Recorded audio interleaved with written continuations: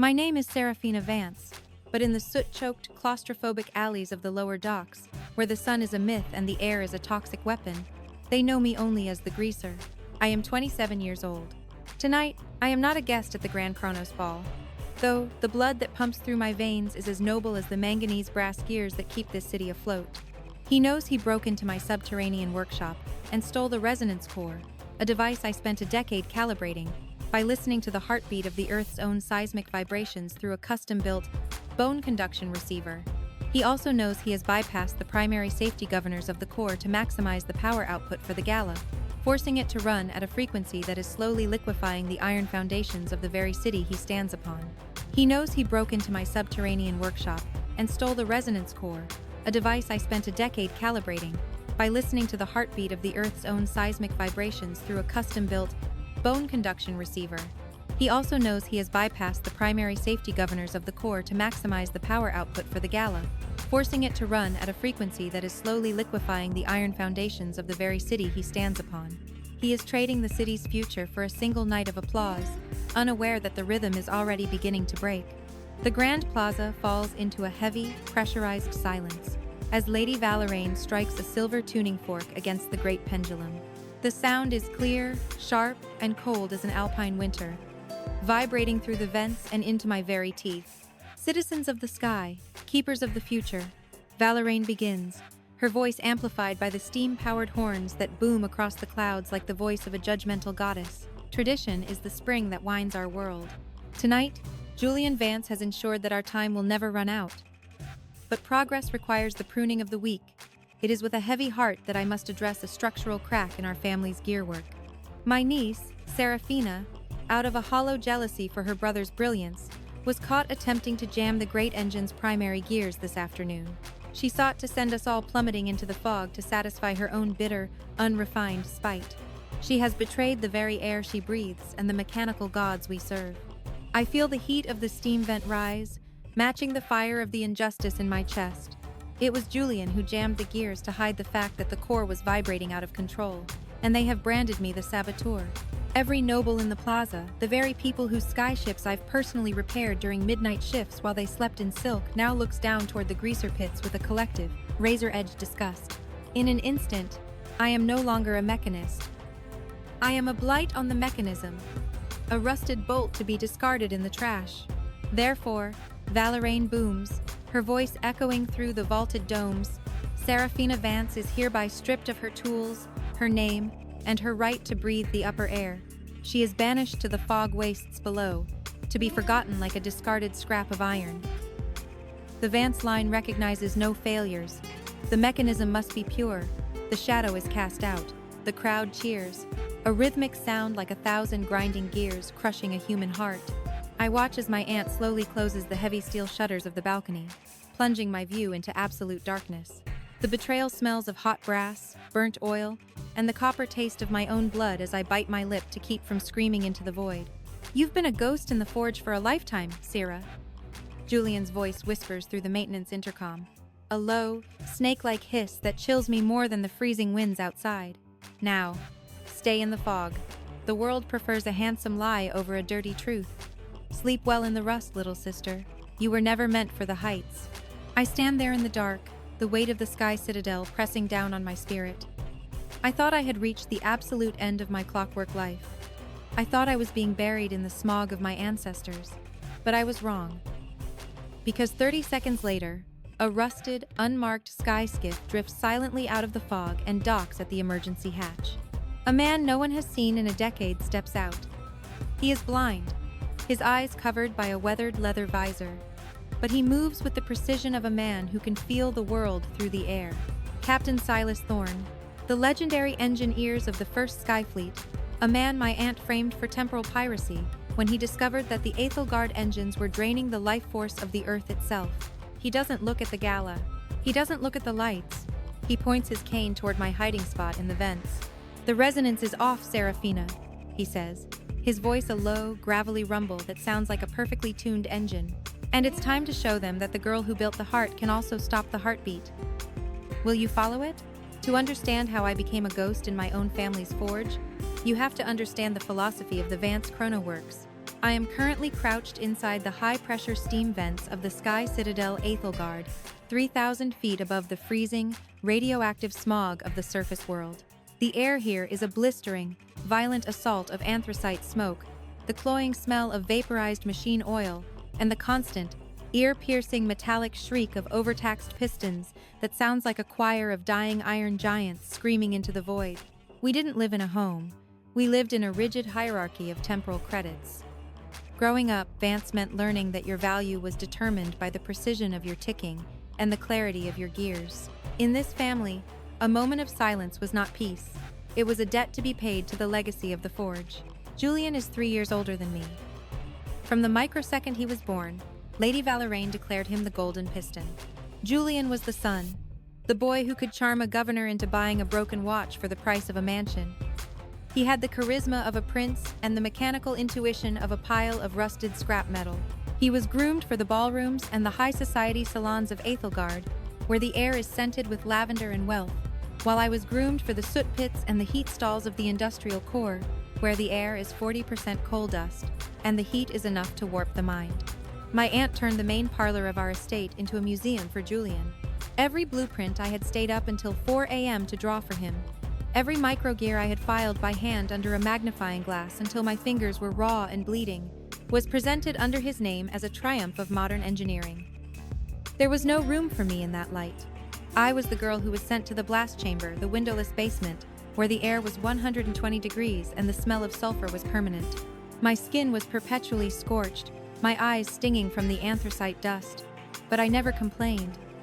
I believed I was the invisible strength that kept the family name afloat. I thought my labor was my love, and that eventually, the output would be recognized. And me? I was the girl who spent her youth in the scrapyards of the lower docks, obsessed with the mechanical resonance of the universe, the idea that everything, from the tides of the sea to the chambers of the human heart, has a frequency that can be harnessed. I didn't go to the Imperial University to study theory. I learned the laws of physics from the rattle of the pipes and the groan of the structural beams of the city. I became the only person in the Iron Isles who could build a perpetual pendulum, a device that didn't require steam or coal, but drew its energy from the very rotation of the world. I finished my masterpiece on the back of old blueprints, living on grease and sleeping on the floor of the engine room because my aunt cut off my credits, calling my research into vibrational energy, a heretical disrespect to the sacred coal lords. I remember the day I finished the resonance core. It was a beautiful, fist-sized orb of polished brass and lunar quartz that hummed with a sound like a purring cat. It was a miracle that could have ended the need for the fog tax forever. I brought it to my aunt in her mahogany office, my heart thumping like a runaway piston with a hope I refused to let die. I thought, surely, this is the end of my exile. Surely, she will finally see that I am the one who holds the soul of the Vance legacy. She didn't even look at the blueprints. She didn't even touch the humming orb to feel the warmth of the energy. She glanced at the soot on my face, let out a sigh of profound, icy disappointment, and set her heavy, lead-weighted stamp, the one used to approve the fog tax, and the manual labor sentences directly on the center of my delicate drawings. I watched in agonizing, microscopic detail as the weight of the stamp crushed the intricate pencil work, smudging the heart of my core into a black, unrecognizable blotch of graphite and ink. She looked up, her eyes like cold glass. Vibrational power? What are you going to do, Serafina? Play a song for the factory workers? We are a dynasty of coal and time. Julian is the one who understands the market of power. Go back to the grease pits. Julian's skyship needs the boilerplates scrubbed before the parade. Don't speak unless the steam drops below critical. Your hands were made for the wrench, not the pen. You are a cog, Serafina. And cogs do not have vision. That was the day I officially became a ghost. My kingdom was the blast chamber, where the air smelled of ozone, hot iron, and forgotten dreams. Above me, through the brass-reinforced floorboards, the clockwork nobility is dancing to the rhythmic, hypnotic ticking of the great engine, the massive, 5-story mechanical heart of the city. I spent 10 agonizing years building that heart, piece by piece, in the windowless, oppressive silence of the sub-basement. Every beat of the engine is a reminder of a calculation I made in the dark, a structural weld I performed until my eyes bled from the ultraviolet glare. I built my own secret corner in that basement, using discarded gears I found in the obsolete bin to build a resonance ecosystem. I learned to hear the truth in the rattle of the city, the thing that Julian could only simulate with faked reports and stolen data. I realized that my family didn't want a daughter. They wanted a biological slave who didn't require a salary. While the rest of the world saw them on the covers of the Aethelgard Chronicle, I was living in a soot hole, breathing in the fumes of their success. I was the one who actually designed the epic engine that saved the Citadel from crashing into the sea 3 years ago. I was the one who figured out that the secret to the engine's stability was a specific type of lunar-calibrated quartz. I was the one who stayed up for 96 consecutive hours when the main flywheel desynchronized during a storm, using my own physical strength to hold the manual lever in place while Julian was at a masquerade in the Sky Palace, pretending he was aligning the city's destiny with the stars. Valeraine never once stepped into the blast chamber when the furnaces were white-hot. She never saw the thousands of pages of journals I wrote to map the city's vibrations. To her, I was the greaser. Julian would laugh during council meetings, leaning back in his velvet chair, and say, "Sarah's great with the wrenches and the oiling the janitorial work of the sky, but she lacks the aura of a grand architect. She's a cog, not the hand that winds the world. She is essential, yes, but only in the way a rivet is essential." Last New Year's Eve, as the family toasted with champagne infused with liquid gold, Julian smirked at me over his glass with a look of pure condescension. "Sarah, you look like a rusted boiler. When was the last time you saw a sun that wasn't through a soot cloud? You should try hacking yourself a personality, or at least a suit that doesn't smell of anthracite. You're bringing down the aesthetic of this lineage. We have a reputation to maintain. And your rawness is becoming an embarrassment to the family name. You are a jaundiced stain on our brand." I just sipped my water and looked at the great pendulum. I knew something they didn't. I knew that the infinite spring they were celebrating was a ticking temporal bomb. I knew Julian had been forcing the core to run at 200% capacity to power the luxury sectors, causing a feedback loop that would eventually shatter the Citadel's iron keel. And I knew that I had hidden a resonance signature into the heart of the core, a physical frequency that would only respond to a specific pitch from a tuning fork, one that I kept hidden around my neck. I stayed silent because Silas Thorne had sent me a message through the steam pipes months ago. "Sarah, a city built on a lie cannot float forever. Let them wind their clocks. When the gears scream the loudest, the tuning fork will reveal the truth. Be the resonance. Keep the heart. Wait for the snap. The horizon is the only honest judge left. 3 years ago, the first snap appeared. Not a mechanical one, but a moral one. And tonight, at the Sky Citadel, the truth is about to vibrate through their very souls until the glass shatters and the masks fall." The first real snapping of the Vance Foundation occurred 3 years ago, during the week of the Great Static Storm. The sky turned a bruised, electric purple, and the Aethelgard engines began to desynchronize under the weight of the massive ionic interference. The floating islands were tilting at dangerous angles, causing the luxury wine cellars to flood and the sky carriages to crash into the ornate clock towers. The city was dying in the sky. Its pride turned into a plummeting weight.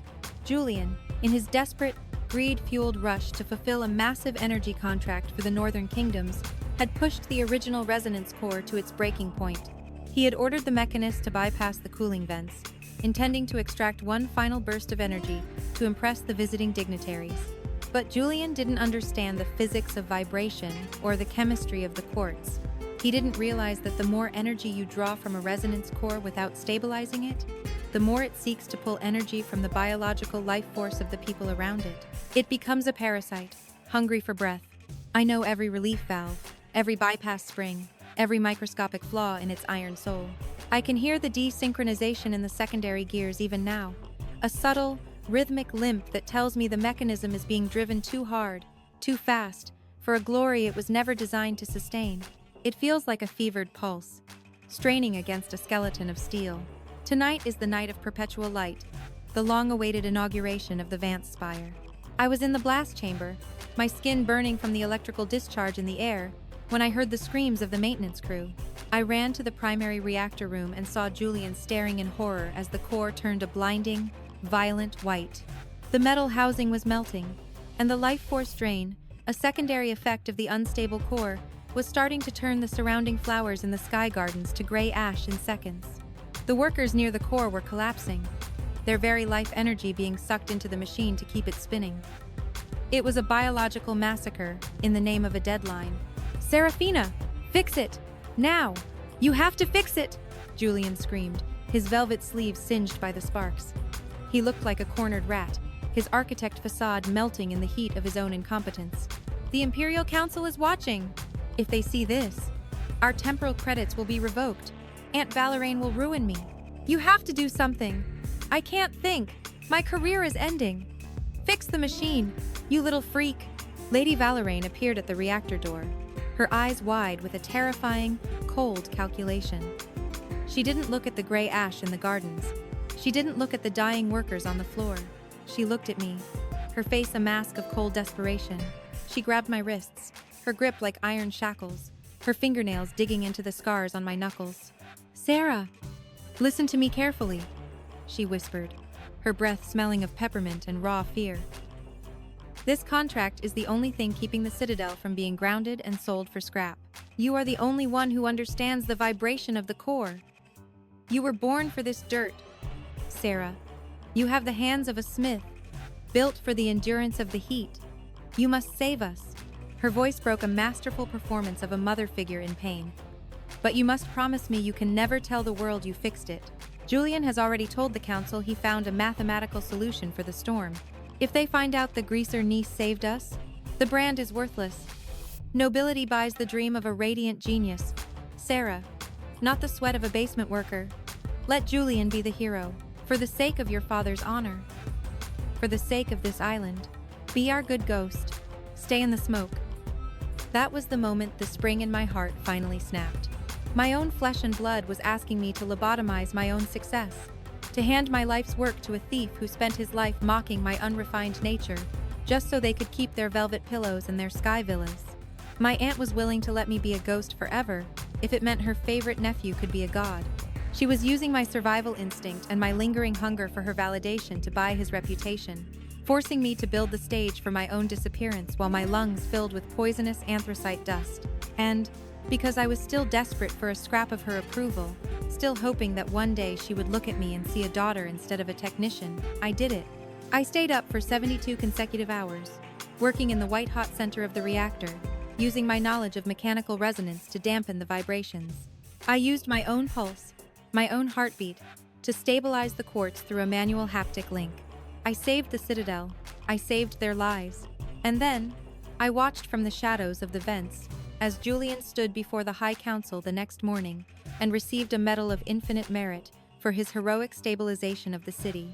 He accepted the medal with a straight face, giving a speech about the poetry of the gear, while I sat in the dirt of the grease pits, my lungs permanently damaged by the fumes I had inhaled while saving him.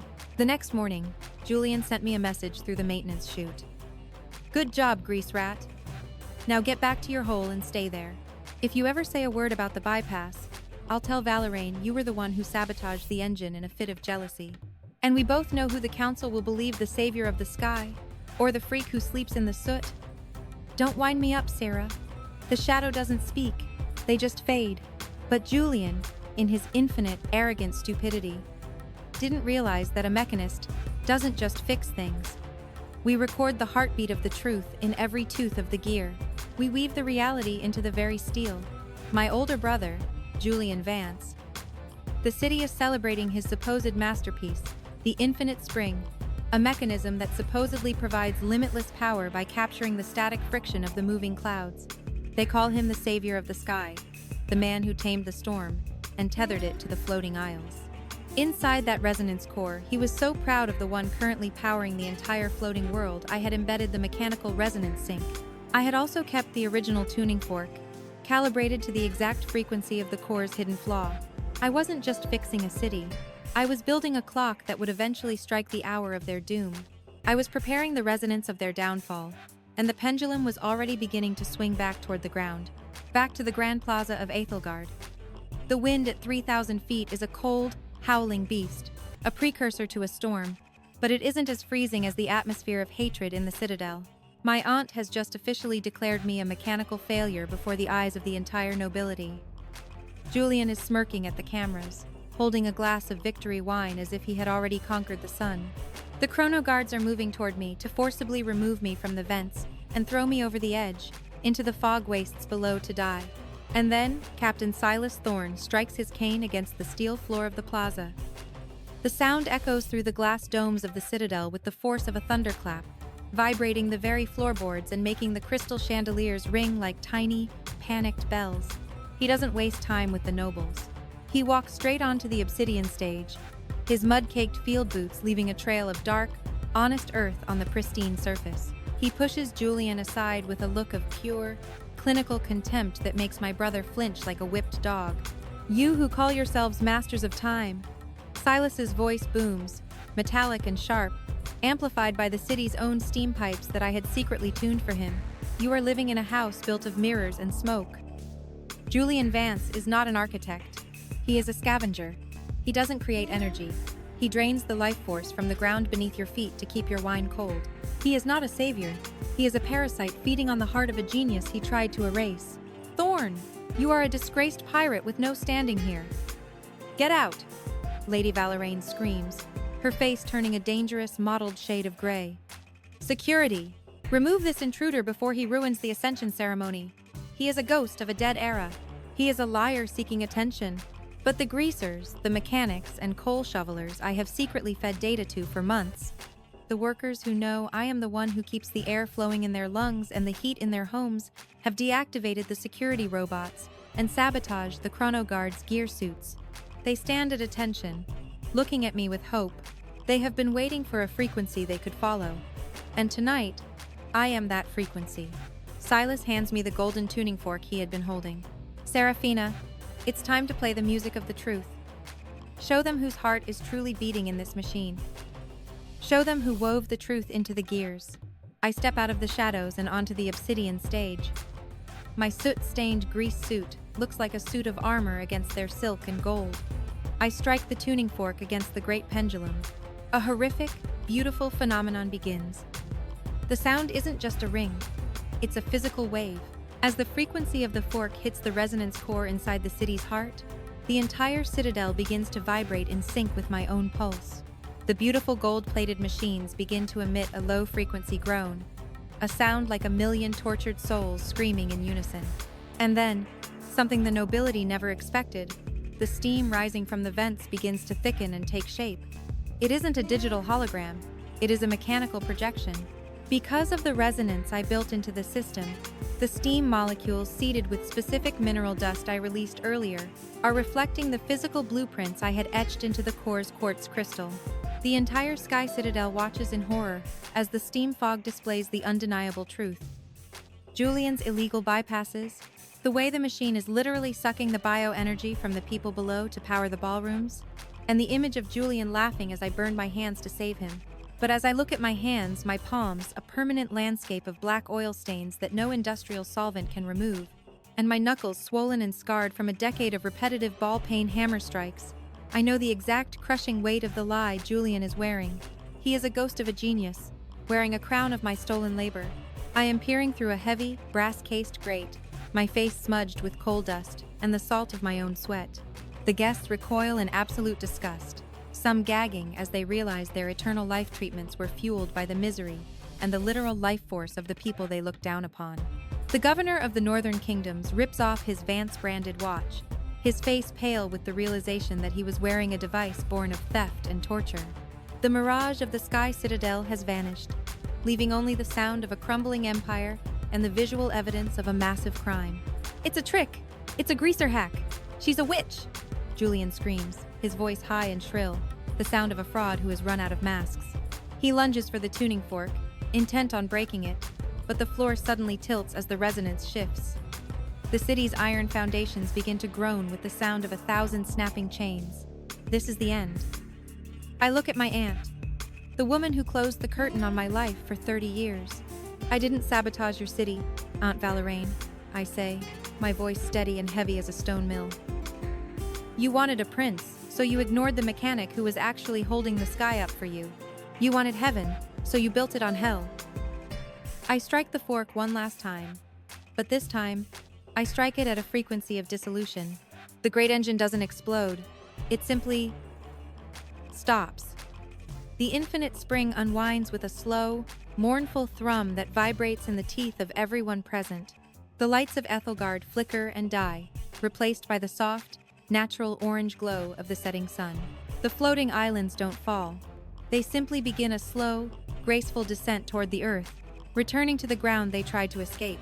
The Chronopolice, whom Silas had alerted months ago with the physical logs of the life drain and the court's signatures, step out from the crowd. They don't go for Silas. They go for Julian and Valeraine. Julian Vance. Lady Valeraine, you are under arrest for high crimes against humanity, temporal fraud, and the illegal drainage of life force. The Vance Empire is being seized by the Council for Reconstruction. Julian collapses onto the floor, clutching the gold gears falling off his coat like dead insects, sobbing like the child he never stopped being. Valeraine stands frozen, watching her empire of glass and coal descend into the mud of the real world. Serafina. Why? She whispers, her eyes vacant and hollow. We could have ruled the sky together. We were gods, because the sky was built on a lie, Aunt. I say, looking at my scarred hands. And I would rather walk on the honest earth than float in a stolen heaven. The resonance of truth is louder than your greed. The ledger is empty. The harvest is finished. The time is up. I don't wait for her to answer. I turn my back on the stage, on the city, and on the name. I walk toward Silas's skiff, and for the first time in 27 years, I am not breathing smoke. I am breathing the horizon. The fallout was not a crash.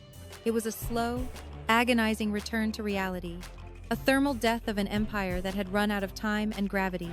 That night, Ethelgard, the city that once mocked the sun and the stars, landed in the middle of the very fog wastes it had created. By morning, the Vance Empire was not just bankrupt, it was irrelevant. Without the infinite spring, the nobility had to learn how to walk on solid ground, their fine silk shoes staining with the black mud they had ignored for generations. Every skyship they owned became a heavy, rusted cage, incapable of lifting off. The perpetual light had turned into a permanent twilight for their arrogance. Lady Valeraine wasn't jailed due to her age in a plea deal that required her to testify against the other coal lords, but she lost the very fabric of her existence. Her estates were seized by the new council to provide heating and medicine for the people of the Underfog. She was moved into a small, gray stone cottage in the lower docks, the very place she used to call the grease trap from the window of her golden carriage. The smell of expensive perfumes was replaced by the scent of damp wool, coal smoke, and the metallic tang of despair. My brother Julian stands on the obsidian balcony, illuminated by floodlights that make his sapphire velvet coat glow like a precious jewel. His attire is embroidered with gears of real gold, purely decorative and functionally useless, a perfect metaphor for his shallow, parasitic mind. Beside him stands our aunt, Lady Valeraine, the iron-fisted CEO of Ethelgard Chronoworks. She called out for me every night for a month, her voice losing its sharp, authoritative edge and becoming a thin, desperate rattle that cracked like dry parchment. Serafina, please. She would whisper into the receiver of the old wall phone when she saw me passing by her window in my new gear. Your brother is in a work camp in the iron mines. He's not built for the manual labor, Sarah. He's losing his fingers to the frostbite. You are the high architect of the grounded fleet now. You are a legend among the people.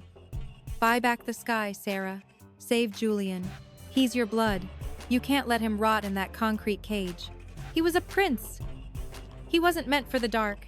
I stood in the muddy street, looking at the great engine, which was now being used as a community heat source and water purifier for the poor, and I remembered her crushing my blueprints with her leaden stamp 10 years ago.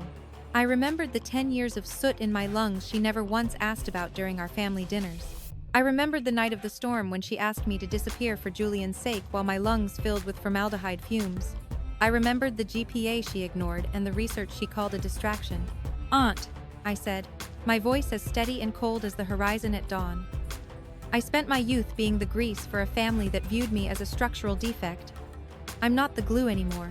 I'm the woman who brought the truth into the light. And I don't build palaces for people who only let me exist in the blast chamber. You chose the lie over the life I lived for you. Now you have to live with the consequences of the man who blew out the candle. I've already sent a check to a trust that will cover your rent and basic medical bills for the next decade. That is all the blood I have left for you. The mechanism is finished. My frequency has shifted. The kitchen is empty. I never answered her calls again. I realized that some people don't regret their cruelty. They only regret the loss of the throne they sat on while they were cruel. Julian was sentenced to 10 years of manual labor, ironically, shoveling the same coal he once thought was beneath his noble station. I didn't visit him once. The genetic thread of the Vances was cut forever by the weight of their own arrogance. The spring was unwound, and the ticking had stopped. The extraction was over.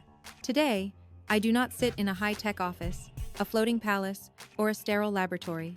I sit on the back of a steady, rhythmic camel, moving through the shifting, whispering sands of the deep desert, the very place where I first learned the language of the world by listening to the wind and the stars. My company is not a company at all. It is a guild called the Resonance. We don't build weapons of war or sky cities for the elite. We build irrigation systems, windmills, and clockwork medical devices that work in harmony with the Earth's natural pulse. My name isn't on a brass plaque in a city square. It doesn't need to be. My name is in the fact that the fog has cleared, and the children in the valley can see the stars for the first time in their lives. My signature is in the health of the soil. I am no longer invisible. I am no longer the greaser. When I walk into a meeting of the new council or a convention for the allied mechanics, the room goes silent. They don't ask me to fix their laptops or scrub their boilers. They wait for my approval. They ask for my expert signature on the treaties of the land and the standards of ethical engineering. They know that without the Resonance Guild's seal, their machines are just piles of iron, waiting to rust and fail. I am the gatekeeper of the new Earth, the observer of the pulse. I am the architect of the silent dawn. On the center wall of my workshop, framed in reclaimed iron from the Vance spire and lit by the natural light of the sun, is that smudged blueprint Lady Valeraine tried to ruin years ago. I never erased the mark of her stamp. In fact, I've come to love that heavy, dark smudge. It sits there, right in the heart of the core I drew, as a permanent reminder that I didn't succeed because of my family. I succeeded because I refused to let their weight stop my movement. It reminds me that the marks people try to leave on you to diminish you, the insults, the erasures, the defective labels don't define your capacity to build. They are just the surface grime of a journey. It's the integrity you build inside the heart of the machine that matters. She doesn't see a niece when her gaze happens to sweep the lower maintenance decks.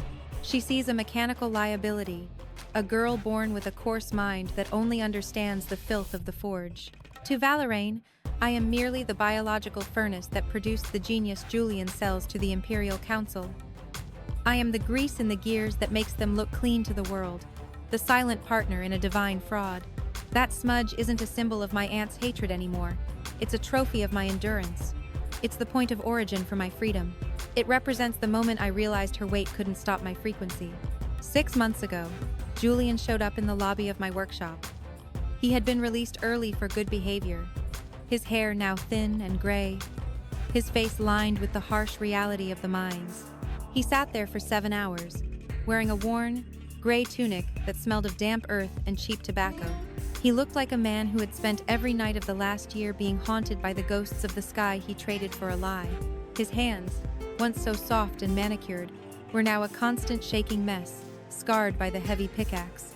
He looked like a discarded blueprint of a human being. When I finally went down to see him, the sun setting behind the green hills of the valley, he stood up, his legs shaky, and his eyes milky with the beginning of cataracts from the coal dust. He held out a small, wooden box.